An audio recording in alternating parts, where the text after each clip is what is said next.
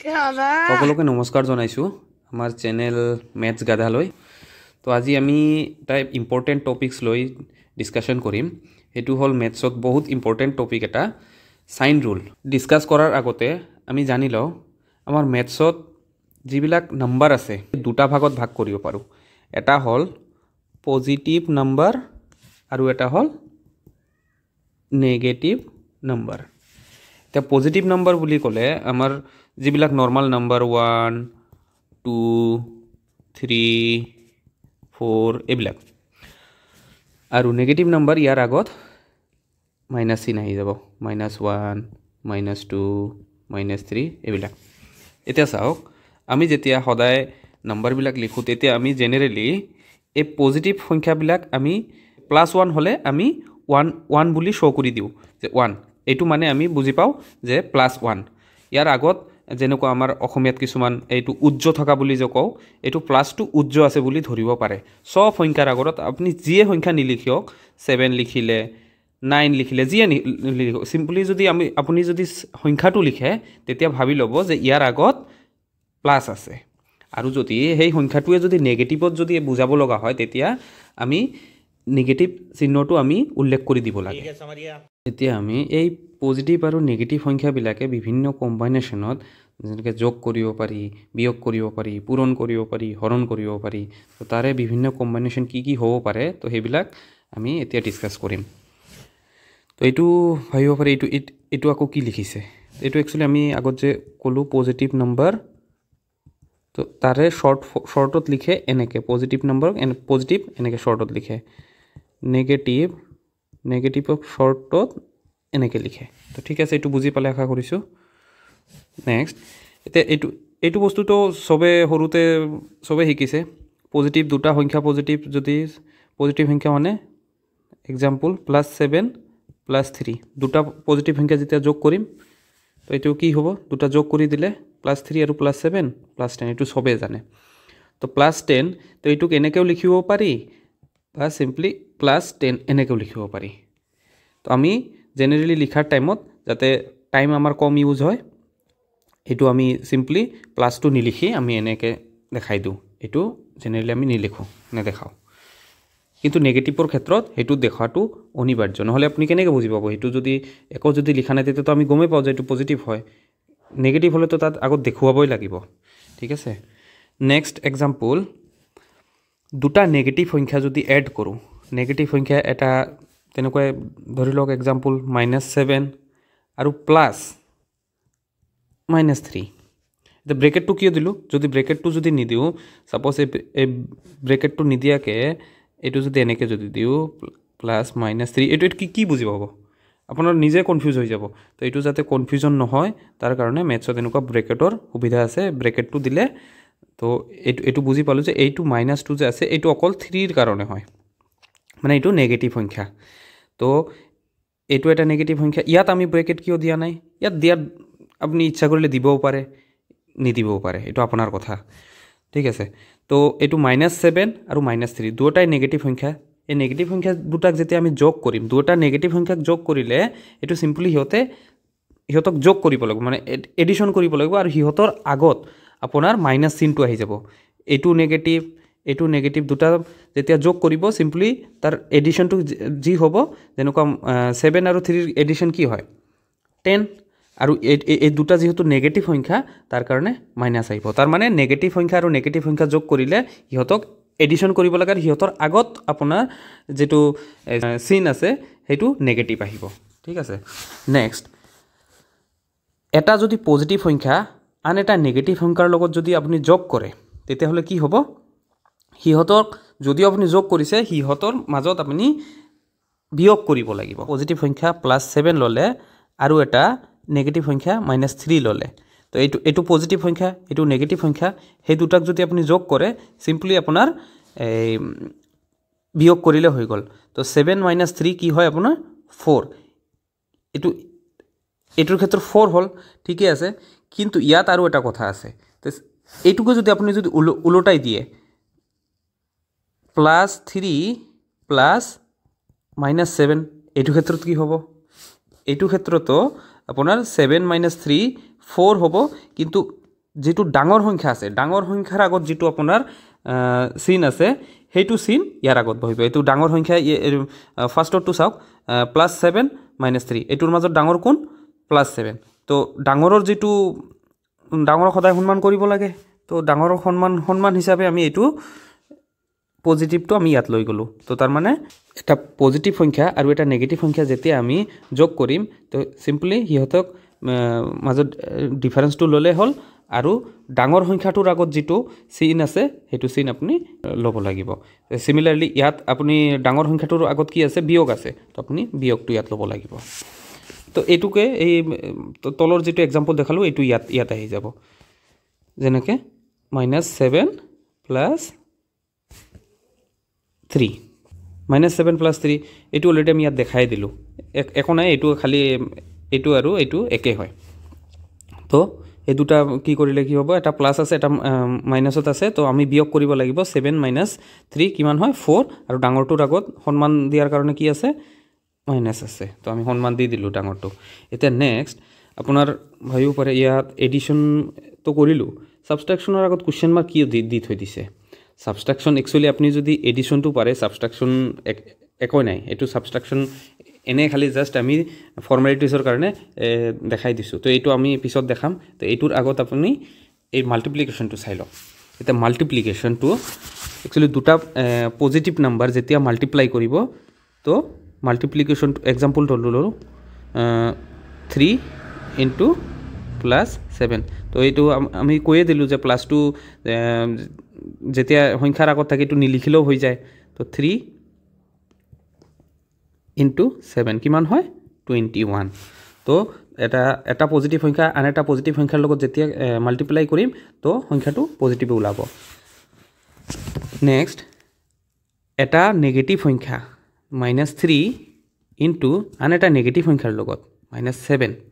তো এইটো যদি আমি মাল্টিপ্লাই কৰো ইহতৰ পূৰণফল যেটো হ'ব এটো তো লিখিমে 3 * 7 21 তো যদি দুটাই যদি নেগেটিভ থাকে তো নেগেটিভ এটো দুটা ফাইট কৰি কি হ'ব ভেনিশ হৈ যাব নেগেটিভ কি হ'ব পজিটিভ হৈ যায় তো সেম সাইন যদি থাকে এটো যেনেকুৱা পজিটিভ এটো পজিটিভ সেম সাইন আছে তো পজিটিভ আহিছে ইয়াতো মাল্টিপ্লিকেশনৰ ক্ষেত্ৰত মনত ৰাখিব যদি সেম সাইন থাকে তেতিয়া হলে এটো পজিটিভ ওলাই আহিব তো এটো +21 বা এটো কৈছো যে +2 নিলিখিলেও হৈ যায় 21 সিম্পলি এনেকৈ লিখিব পাৰো নেক্সট এটো মাল্টিপ্লিকেশনৰ ক্ষেত্ৰত জাস্ট দুটা কথা মনত ৰাখিব সাইন যদি সেম হয় সাইন সেম হলে পজিটিভ আহিব আৰু সাইন যদি ডিফারেন্ট থাকে তেতিয়া হলে নেগেটিভ আহিব তে সাইন এতিয়া এটো চাওক এটা পজিটিভ সংখ্যা 3 ইনটু আন এটা নেগেটিভ সংখ্যা মাল্টিপ্লাই কৰিলে কিমান হ'ব 21 এতিয়া এটা পজিটিভ আছে এটা নেগেটিভ আছে নেগেটিভ পজিটিভ কি হ'ব এটো নেগেটিভ হ'ব এটা পজিটিভ আৰু এটা যদি নেগেটিভ থাকে মানে ডিফাৰেন্ট সাইন যদি থাকে তেতিয়া হলে তাৰ আগত আপুনি নেগেটিভ বহাব লাগিব ইয়াতো সেম ডিফাৰেন্ট সাইন আছে এটা এটো কি কৈছে আগৰটো নেগেটিভ -7 ইনটু +3 কিমান হ'ব 21 নেগেটিভ এটা আগৰ যেটো আমি এটো এৰি থৈ গৈছিলো এটো কৰাৰ আগত আপুনি এটা বস্তু চাই লব যে কিবা এটা সংখ্যা যদি ব্ৰেকেটত যদি আছে 7 এই ব্ৰেকেটৰ বাহিৰত যদি কিবা এটা যদি চিন আছে যদি পজিটিভ আছে তো ইয়াত ভিতৰত একো নাই মানে কি আছে এটো পজিটিভ আছে তো এই বাহিৰৰ সিম্বল আৰু ভিতৰৰ সিম্বলটো সিম্পলি মাল্টিপ্লাই হৈ যাব এই মাত্ৰ আমি কি কৰিলো যে এটা পজিটিভ আৰু এটা পজিটিভ যদি মাল্টিপ্লাই হয় কি হয় পজিটিভ হয় তো এটো কি ওলাব 7 ওলাই যাব তো সিমিলারলি আৰু এটা ল যদি এটা যদি নেগেটিভ থাকে ইয়াত যদি +7 থাকে তো এটো নেগেটিভ আৰু পজিটিভ মাল্টিপ্লাই হলে কি হয় ডিফাৰেন্ট সাইন থাকিলে এই মাত্ৰ কলো কি হয় নেগেটিভ হয় তো এটো কি -7 ওলাব বা ইয়াত নেগেটিভ যদি ইয়াত যদি থাকিল হয় এটো ব্ৰেকেটটো উঠি গলে কি হ'ব এটো নেগেটিভ যেতিয়া ব্ৰেকেট উঠি যাব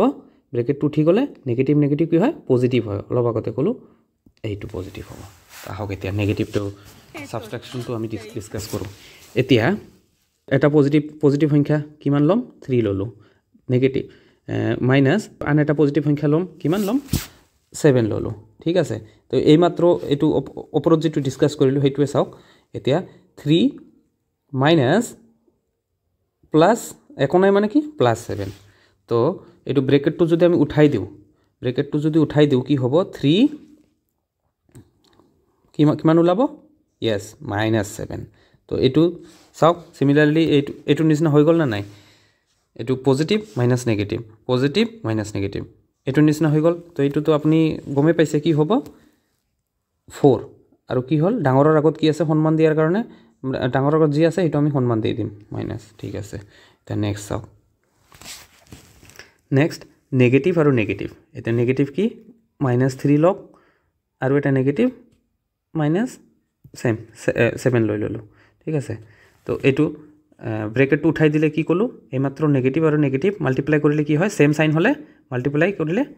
পজিটিভ ওলাব তো -3 + 7 তো -3 + 7 এইটো কি হ'ব 4 আৰু কি ডাঙৰৰ আগত কি আছে প্লাস আছে তো প্লাস হ'ব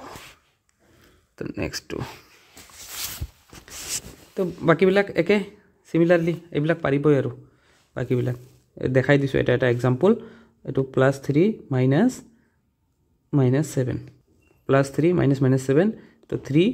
+ 7 হৈ যাব - প্লাস হৈ যাব এইটো 10 ওলাব +10 বা 10 একে কথা নেক্সট টু চাওক এইটো -3 এক্সাম্পল ললোঁ -+7 তো এইটো কি ওলাব ব্ৰেকেটটো উঠাই দিলে -3 ব্ৰেকেটটো উঠাই দিলে মাইনাছ প্লাছে ডিফাৰেন্স সাইন থাকিলে কি ক'লোঁ মাল্টিপ্লিকেশ্যনৰ ক্ষেত্ৰত মাইনাছ হয় তো 7 - 10 ঠিক আছে মাল্টিপ্লিকেশ্যনটো চালোৱে এতিয়া ডিভিজনটো চাওক মাল্টিপ্লিকেশ্যন আৰু ডিভিজন সিমিলাৰ হয় সেম হয় যদি আপোনাৰ পজিটিভ আৰু পজিটিভ যদি থাকে সেম থাকিলে কি হয় ক'লোঁ পজিটিভ হ'ব এক্সাম্পল +3 ডিভাইডেড বাই +5 কিমান হ'ব 0.6 তো এইটো নেগেটিভ হ'লে কি হ'ব -15 ডিভাইডেড বাই -3 কিমান হ'ব নেগেটিভ আৰু নেগেটিভ সেম থাকিলে কি হয় এইটো ক'লোঁ 5 +5 আৰু এটা এইবিলাক আচ্ছা এইবিলাকক আমি এনেকৈ লিখিছোঁ তো এনেকৈও লিখিব পাৰি ৰ'বা এইটো +15 ডিভাইডেড বাই -3 ন এইটোক এনেকৈও লিখিব পাৰি +15 ডিভাইডেড বাই -3 এইটো কিমান হ'ব এইটো প্লাছ আৰু মাইনাছ থাকিলে কি হয় মাইনাছ হয় বুলি ক'লোঁ তো 3 এইটো কাটিলে কিমান হ'ব 5 দি হৰণ যাব তো কিমান ওলাব 5 এইটো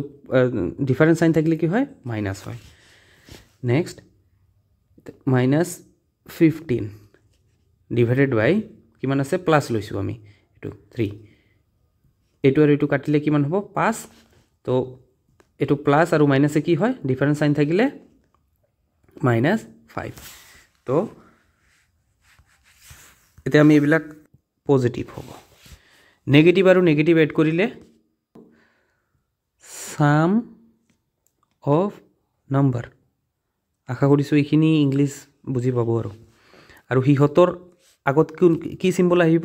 নেগেটিভ আহিব সিমিলাৰলি নেগেটিভ আৰু পজিটিভ আৰু নেগেটিভ যদি এড কৰে তো এইটো কি হ'ব সাবট্ৰেকশন অফ নাম্বাৰ সাবট্ৰেকশন অফ নাম্বাৰ আৰু আগত কি চিম্বল বহিব ডাঙৰ সন্মান কৰিব লাগিব ডাঙৰ যেটো আছে বিগাৰ নাম্বাৰ সাইন এখিনি মই জাস্ট ৰিভিজন কৰি আছোঁ তো নেগেটিভ এইটো একে বিগাৰ নাম্বাৰ সাইন আৰু সাবট্ৰেকশন ঠিক আছে নেক্সট এইটোতো একে এইটোত আৰু কি লিখিব সাবট্ৰেকশন আৰু এডিশনৰ সিমিলাৰ হয় এতে পূৰণ ফল পজিটিভ ওলাব নেগেটিভ পজিটিভ ওলাব পজিটিভ নেগেটিভ ওলাব নেগেটিভ ওলাব তো সেম সাইন হ'লে পজিটিভ হৈ যায় ডিফাৰেন্ট সাইন হ'লে নেগেটিভ হৈ যায় তো এইটো পজিটিভ আৰু পজিটিভক যদি ডিভাইড কৰে কি হ'ব পজিটিভ নেগেটিভ কৰিলে কি হ'ব পজিটিভ তো এইটো পজিটিভ নেগেটিভ ডিফাৰেন্ট হ'লে কি হয় নেগেটিভ এইটো নেগেটিভ তো এইটো আমাৰ এইটো টপিকসটো কমপ্লিট কৰিলোঁ আশা কৰিছোঁ আপোনালোকে বুজি পাইছে এতিয়া চাওক আপুনি এইটো চাওক এইটো মাইনাছ ব্ৰেকেট -6 এইটো সেম হয় না এইটো সেম হয় নে ইয়েস এইটো সেম হয় এটা চাওক 4 + 5 এইটো কিমান হয় সবে জানে 9 হয় তো এইটো কি হ'ব 4 মাইনাস ব্রেকেট -5 তো এইটো ব্রেকেটটো উঠাই দিলে